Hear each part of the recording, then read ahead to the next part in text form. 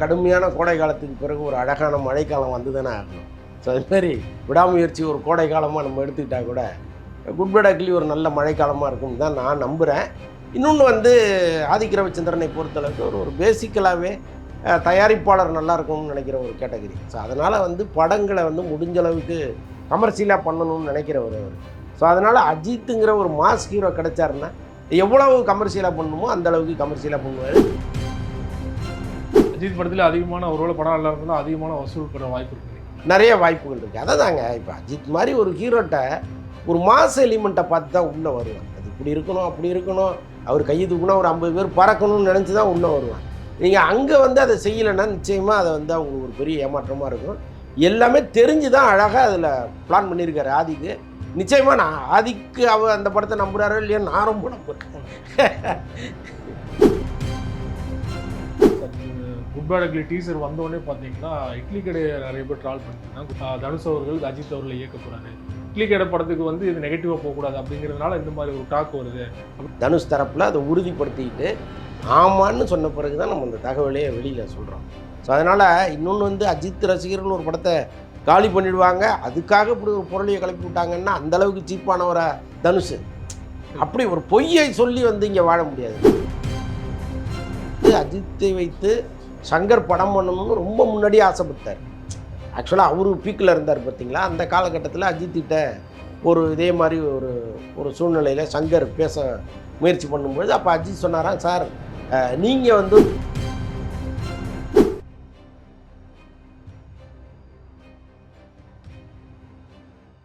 Media circle நேயர்களுக்கு வணக்கம். இன்றைக்கு நம்மோடு நேர்காணலுக்காக சினிமா விமர்சகர் வலைப்பேச்சு அந்தரன் அவர்கள் நம்மோடு இருந்திருக்கிறார். அவரோடு பேசலாம். சார் வணக்கம். வணக்கம். April 10 good bad ugly Ajith ரசிகர்கள்லாம் ரொம்ப எதிர்பார்ப்பில் இருக்காங்க. இந்த முறை பார்த்தீங்கன்னா அஜித் ரசிகர்களை தாண்டி ஜென்ரல் ஆடியன்ஸே இந்த படத்துக்கு மேலே ஒரு எதிர்பார்ப்பு வச்சுருக்க தகவல் வந்திருக்கு.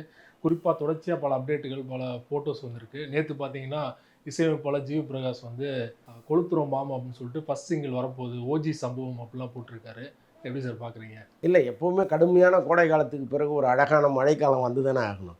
ஸோ அதுமாரி விடாமுயற்சி ஒரு கோடை காலமாக நம்ம எடுத்துக்கிட்டால் கூட குட் பேட் அக்லி ஒரு நல்ல மழைக்காலமாக இருக்கும்னு தான் நான் நம்புகிறேன். இன்னொன்று வந்து ஆதிக்க ரவிச்சந்திரனை பொறுத்தளவுக்கு ஒரு பேசிக்கலாகவே தயாரிப்பாளர் நல்லா இருக்கும்னு நினைக்கிற ஒரு கேட்டகரி. ஸோ அதனால் வந்து படங்களை வந்து முடிஞ்ச அளவுக்கு கமர்ஷியலாக பண்ணணும்னு நினைக்கிறவர் அவர். ஸோ அதனால் அஜித்துங்கிற ஒரு மாஸ் ஹீரோ கிடைச்சாருன்னா எவ்வளவு கமர்ஷியலாக பண்ணணுமோ அந்தளவுக்கு கமர்ஷியலாக பண்ணுவார். இன்னொன்று இந்த படத்தில் 3 கெட்டப்பில் அஜித் வராரு. 3 அஜித்துன்னெலாம் சொல்லிகிட்டு இருக்காங்க. பட் இருந்தாலும் அந்த 3 அஜித்தாக இருக்க வாய்ப்பில்லை, 3 கெட்டப்பாக இருக்குங்கிற மாதிரி தான் ஆரம்பத்துலேருந்து ஒரு தகவல் ஒன்று போயிட்டுருக்கு.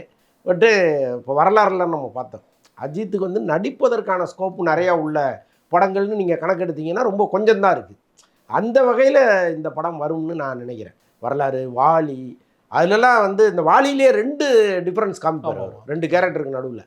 ஸோ அது மாதிரி இந்த படத்தில் வந்து அவருக்கு ஒரு ஸ்கோப் உள்ள படமாக இருக்கும். டீசர்லேயே வேறு வருது வாலி ரெஃபரன்ஸ்லாம். சும்மா டீசர் ஆதிக் படத்துலேயே அது வருமே. அவருடைய எல்லா படங்கள்லையுமே கொஞ்சம் பழைய ரெஃபரன்ஸை போட்டு ஒரு மாதிரி கலகலப்பாக்குவார். அந்த மாதிரி தான் இதையும் பண்ணியிருக்காரு. பிஸ்னஸ் வைஸ் எப்படி சார்? ஏன்னா விடாமுயற்சி வந்து லாஸ் ஆகிடுச்சு அப்படிலாம் வந்து தொடர்ச்சியாக தகவல் வந்துட்டு இருக்கு இல்லையா? ஸோ இது வந்து டேபிள் ப்ராஃபிட்லேயே முடிஞ்சிடுச்சா இல்லைனா படம் எப்படி? ஏன்னா பெரிய டாக் இருக்குது இல்லையா? இல்லை, எப்படி இருந்தாலும் வந்து முந்தைய படம் சரியாக ஓடலைன்னா அது அடுத்த படத்தில் ரிஃப்ளெக்ட் ஆகும். அது எவ்வளோ பெரிய நடிகராக இருந்தாலும் சரி, ரஜினிக்கும் அதுதான், விஜய்க்கும் அதுதான்.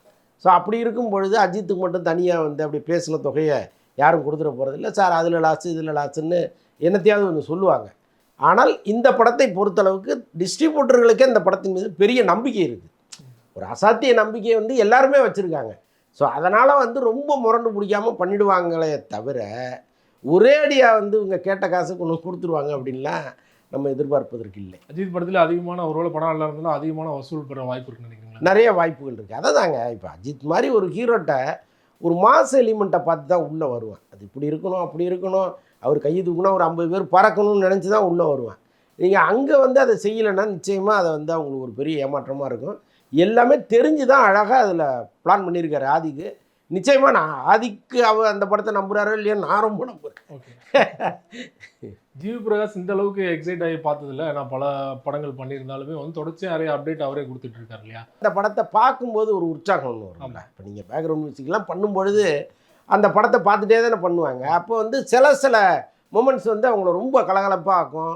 பயங்கரமாக ரசிக்க வைக்கும். Goosebumps ஆ இருக்கும். அந்த மாதிரி எல்லாம் பார்த்துட்டு தான் அவர் வந்து அவர் அறியாமல் சில விஷயங்கள்லாம் வெளிப்படுத்துகிறாரு. ஸோ அப்படி தான் நான் இதை பார்க்குறேன். ஏன்னா இப்போ அவர் நிறைய பெரிய ஹீரோக்கள் படங்கள்லாம் ஒர்க் பண்ணியிருக்காரு. அவருக்கு வந்து அஜித்துங்கிறவர் இவருக்கு மட்டும்தான் அவர் வந்து ஃபஸ்ட் டைமாக பண்ணுறாரு ஒரு பெரிய ஹீரோட்ட அப்படின்லாம் கிடையாது. அவர் ஏற்கனவே பெரிய ஹீரோக்களோட ட்ராவல் பண்ணியிருக்காரு. அப்போ வியந்து படங்கள் எல்லாம் பெரிய வெற்றி பெற்று அப்புறம் வியந்து வியந்து ட்விட் போட வேண்டிய அவசியம் இல்லை. அதுதான் சொல்கிறேனே, அந்த படம் பார்க்கும்பொழுது அவருக்கு அங்கங்கே அப்படி ஒரு சூழலை உருவாக்குது. ஸோ அதனால் அவர் பண்ணுறாரு. இந்த படம் வெற்றி அடைந்தால் மீண்டும் ஆதிக்கு தான் அடுத்த வாய்ப்பு இருக்கா? இல்லை, ஆதிக்கு ஏற்கனவே ஒரு கமிட்மெண்ட் இருக்குங்க. ஆக்சுவலாக மார்க் ஆண்டனி ஹிட் ஆனோடனே 2 ஆமாம் மார்க் ஆண்டனி 2 பண்ணலான்னு சொல்லியிருந்தாங்க. இம்மிடியேட்டாக போகலாங்கிற அளவுக்கு பேசிகிட்டு இருந்தாங்க. அப்போ தான் வந்து இந்த பட வாய்ப்பு அவருக்கு வந்துச்சு. வந்தோடனே என்ன பண்ணிட்டாங்க, நீங்கள் போயிட்டு வாங்க சார், வந்த பிறகு பண்ணிக்கலான்ட்டாங்க. எப்படி கைதி படம் பெரிய ஹிட் ஆனோடனே இம்மிடியேட்டாக கைதி 2 பண்ணணும்னு பிளான் பண்ணாங்க. அப்போ அவருக்கு வந்து அந்த வாய்ப்பு இந்த வாய்ப்புன்னு வரும்பொழுது எல்லாமே பெரிய வாய்ப்புகளாக இருக்குது, நீங்கள் போயிட்டு வாங்க, நமக்கு அது பெனிஃபிட்டாக இருக்கும் அப்படின்னு நினச்சி தானே அனுப்புவாங்க. ஸோ அந்த மாதிரி தான் இவர் அனுப்பிச்சி விட்டாங்க. இப்போ இந்த படம் வந்து ஒரு பெரிய ஹிட் ஆச்சுன்னா நிச்சயமாக அவங்க மார்க் ஆண்டனிக்கு வாங்கன்னு தான் கூப்பிடுவாங்க. முடிவு அவர் தான் எடுக்கணும். ஆனாலும் ஒரு அளவுக்கு மேலே ப்ரெஷர் கொடுக்க முடியாது. இயக்குநர்களுக்கு நீங்கள் ஒரு அளவுக்கு மேலே ப்ரெஷர் கொடுத்து கொண்டு வந்தீங்கன்னா அவங்க என்ன பண்ணுவாங்க, 1க்கு 2 செலவு ஏற்றி விட்ருவாங்க. அவர் செலவு பண்ணுறதே தெரியாத அளவுக்கு ஏற்றி விட்ருவாங்க. பல உள்ளடி வேலைகள்லாம் பண்ணுவாங்க. ஸோ அதனால் ஸ்மூத்தாக தான் அதை ஹேண்டில் பண்ணுவாங்க. எனக்கு தெரிந்து நடுவில் மார்க் ஆண்டனி 2 பண்ணிட்டு தான் மறுபடியும் அஜித்திட்ட வருவாரோங்கிற அளவுக்கு தான் நான் யோசிக்கிறேன். ஒருவேளை வந்து 2 பேரும் ப்ரெஷர் பண்ணாங்கன்னா ஒரு தர்ம சங்கடமான சூழலில் மாட்டிப்பார் இல்லையா? இல்லை, அப்படி பண்ணால் அஜித் தான். ஓகே, நீங்கள் அஜித் வந்து மறுபடியும் கூப்பிட்டாருன்னா கட்டாயமாக அவர் சொல்லுவார், சார் சார் மறுபடியும் ரிப்பீட் பண்ண சொல்கிறாரு, நான் போயிட்டு வந்துடுறேன்னா வேறு வழி இல்லை, போயிட்டு தான் வரணும். அதனால் வாய்ப்பு இருக்குது. தனுஷ் படம் சார், அது எப்போ பிளான் பண்ணுற மாதிரி ஒரு ஐடியா இருக்குது? ஆக்சுவலாக தனுஷ் படம் வந்து ஒரு லைன் சொல்லியிருக்காருங்க. இப்போ தனுஷுக்கு என்னன்னா, நடிகராக ஜெயிச்சிட்டாரு.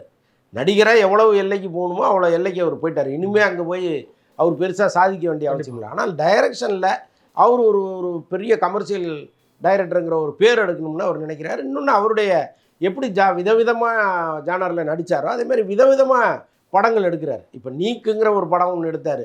அதுக்கு சற்றிலும் சம்மந்தம் இல்லாத படமாக தான் ராயன் இருந்துச்சு. இப்போ இட்லி கடை வந்து அதை விட கமர்ஷியலான ஒரு படமாக இருக்கும். அப்போ அஜித்துக்கு ஒரு கதை அவர் ரெடி பண்ணாருன்னா அது எப்படி இருக்கும்? அப்போ விதவிதமாக நம்ம பண்ணணும்னு அவர் நினைக்கிறாரு. அஜித் மாதிரி ஒரு பெரிய ஹீரோ தனுஷ்கிட்ட கிடைச்சா அது நல்லாயிருக்கும். அந்த காம்பினேஷனே நீங்கள் யோசிச்சு பார்க்கும்போதே அவ்வளோ நல்லாயிருக்கும். இன்னொன்று படத்தில் நான் ஒரு சீன் வர்றேன்னு சொல்லிட்டு அஜித்தும் தனுஷும் ஒரு ஃப்ரேமில் வந்தாங்கன்னா பிச்சுக்கு போகும் இல்லையா? ஸோ அப்படிலாம் இருக்குது. இது என்னென்னா இந்த ப்ராஜெக்ட் நடக்காது, இது எப்படி சார் சாத்தியம்லாம் பல பேர் கேட்கலாம். ஆனால் நடந்தது உண்மை தானே.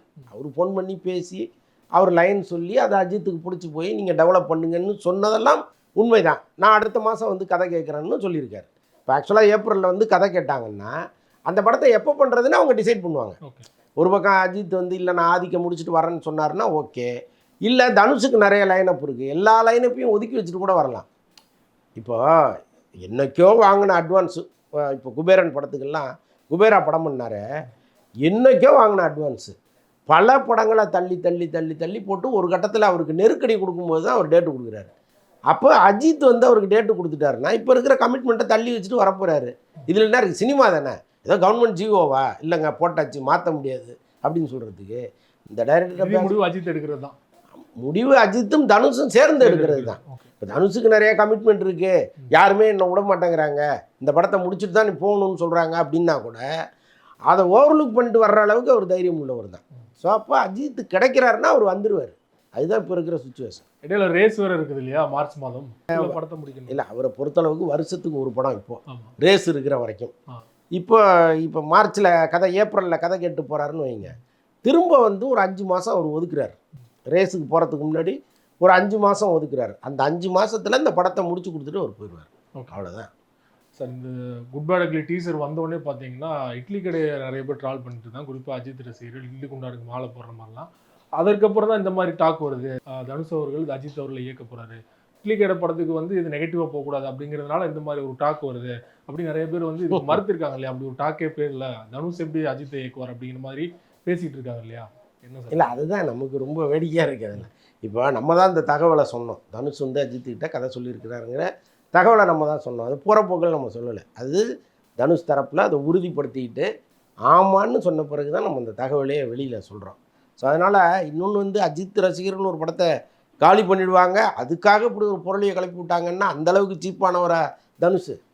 அப்படி ஒரு பொய்யை சொல்லி வந்து இங்கே வாழ முடியாது இல்லை. ஏன்னா இன்னைக்கு அவர் ஒரு சினிமாவில் மிக முக்கியமான இடத்துல இருக்கார் தனுஷ். ஒரு சாதாரண ஒரு விஷயத்துக்காக ஒரு பொய்யை சொல்ல வேண்டிய அவசியமே கிடையாது இல்லை. கண்டிப்பாக அவருடைய கம்ஃபர்ட் ஜோன்ல இருந்து சில பேரை வச்சு இயக்குனாரு. ஆனால் இப்போ அஜித் அவர்கள் எடுக்கிறாருன்னா அடுத்தடுத்த ஒரு பெரிய பெரிய ஹீரோக்களை வச்சு இயக்கணும் அப்படிங்கிற ஒரு ஐடியாவில் இருக்காரு தனுஷ் அவர்கள் டைரக்ஷனில். எப்பவுமே டைரக்டர்களுடைய ஆசை அதுவாக தானங்க இருக்கும். யாரெல்லாம் தமிழ் சினிமாவில் உச்சத்தில் இருக்காங்களோ அவங்களெல்லாம் நம்ம இயக்கணுங்கிறது தானே அவங்களுடைய ஆசையாக இருக்கும். இப்போ தனுஷுக்கே நீண்ட கால கனவு ரஜினியை வச்சு டைரக்ட் பண்ணணுங்கிறது தான். ஸோ அதற்கான முயற்சிகள் எல்லாம் அவர் எடுத்தார், நடிக்கணும்னே பிளான் பண்ணார். பட் எதுவுமே நடக்கலை. இனிமேல் நடக்க வாய்ப்பு இல்லை. இனிமேல் நடப்பதற்கும் வாய்ப்புகள் இல்லை. ஒருவேளை இப்போ அஜித்தை வச்சு ஒரு சூப்பர் ஹிட் படத்தை அவர் கொடுத்துட்டாரு. அதற்கப்புறம் வந்து அஜித் லெவலில் வேறு யாரோ ஒரு ஹீரோ, சிவகார்த்திகேயனே கூட இருக்கட்டுமே, சினிமாவில் வந்து நண்பர்களும் கிடையாது எதிரிகளும் கிடையாது. அந்தந்த காலகட்டத்தில் சில கருத்து முரண்பாடுகள் இருக்கும். அடுத்த கட்டத்தில் அது மாறி போயிடும். அதனால் சிவகார்த்திகேயனை வைத்து தனுஷ் இயக்க கூட நிறைய வாய்ப்புகள் இருக்குது. அப்படிப்பட்ட சூழலில் நாளைக்கு வந்து ரஜினிகிட்டே போய் உட்காந்து சார் ஒரு கதை இருக்குது கேளுங்கன்னு சொல்கிறதுக்கு கூட காலம் அமையும் இல்லையா. ஸோ அதுக்கான வேகம் தான் அவர் எடுக்கிறார். இடையில நீங்கள் வேறு வலைபேச்சில் சொல்லியிருந்தீங்க, சங்கர் அவர்கள் அஜித் அவர்களுக்கு ஒரு மெசேஜ் பண்ணியிருந்தார், அது ரிப்ளைலாம் வரல அப்படின்னு. ஸோ அதுக்கப்புறம் ப்ராசஸ் என்ன போச்சா இல்லைனா அவ்வளோதானே சார்? இல்லை, அதுக்கப்புறம் என்ன நடந்ததுன்னு தெரியல. ஆக்சுவலாக வந்து அஜித்தை வைத்து சங்கர் படம் பண்ணணும்னு ரொம்ப முன்னாடியே ஆசைப்பட்டார். ஆக்சுவலாக அவரு பீக்கில் இருந்தார் பார்த்தீங்களா. அந்த காலகட்டத்தில் அஜித்திட்ட இதே மாதிரி ஒரு சூழ்நிலையில் சங்கர் பேச முயற்சி பண்ணும்பொழுது அப்போ அஜித் சொன்னாராம், சார் நீங்கள் வந்து ரொம்ப பர்ஃபெக்ஷன் எதிர்பார்ப்பீங்க, நிறையா வந்து இந்த படத்துக்காக எஃபர்ட்ஸ் போடணும்னு நினைப்பீங்க, பட் என்னால் அது முடியாது, நாம் நண்பர்களாகவே இருப்போம் அப்படின்னு அப்போவே ஓப்பனாக அவர் அடிச்சு விட்டார். ஸோ அதனால் வந்து இந்த சங்கர் அஜித் காம்பினேஷனுங்கிறது இல்லாமலே இருந்துச்சு. பட் இன்றைக்கி வந்து சங்கர் கூட பல படிகள் இறங்கி வரலாம். ஏன்னா இன்றைக்கி வந்து அவர் மீண்டு எழ வேண்டிய சூழலில் இருக்கார். கண்டிப்பாக ஒரு பக்கம் ராம் சரண் படமும் விழுந்துருச்சு, இந்த பக்கம் இந்தியனும் வந்து ஒரு மிகப்பெரிய அளவுக்கு ஒரு லாஸு, படமும் லாஸு, அவருடைய கரியரும் லாஸு சங்கருக்கும்.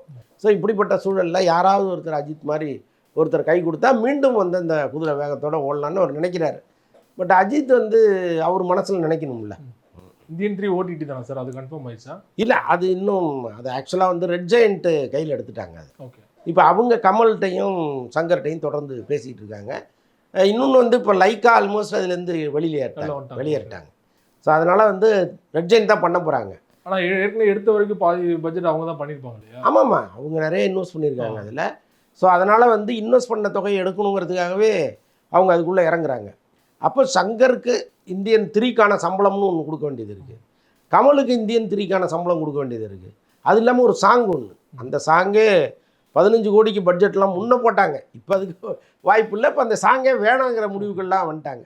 சாங் இல்லாமலே படத்தை முடிச்சிடலாம் அப்படின்ட்டு. இப்போ என்னென்னா ஒரு 10 நாள் பேட்ச் ஒர்க் பண்ணிவிட்டு இவங்க 2 பேருக்குமான சம்பளத்தை கொடுத்துட்டா அந்த படம் ரெடி. ஆனால் அதுக்கான பேச்சுவார்த்தை போயிட்டு. வேல்பாரி சார், வேல்பாரி பெரிய அளவில் பட்ஜெட், கிட்டத்தட்ட 1000 கோடி பட்ஜெட், அதுக்கெல்லாம் வாய்ப்பே கிடையாது. ஆமாம், எப்படி 1000 கோடி இப்போ சங்கரை நம்பி யார் போடுவா? அவங்களுக்கு அவரே தயாரிச்சதான் உண்டு. ஆமாம், இன்னொன்று இப்போ இன்றைக்கி விஎஃப்எக்ஸ் வந்துருச்சு, ஏஐ வந்துருச்சு, அவ்வளோ செலவு கிடையாது, வேல்பாரியை வந்து ஒரு 500 கோடி செலவில் முடிச்சிடலாம் அப்படின்லாம் சொன்னால் கூட நம்பி இறக்கணுமே, அதான பிரச்சனை. ரொம்ப நன்றி சார், சினிமா தொடர்பான பல்வேறு அப்டேட்டுகள் எங்களுக்கு கொடுத்தீங்க, தொடர்ந்து கொடுக்கணும். மிக்க நன்றி. நன்றி.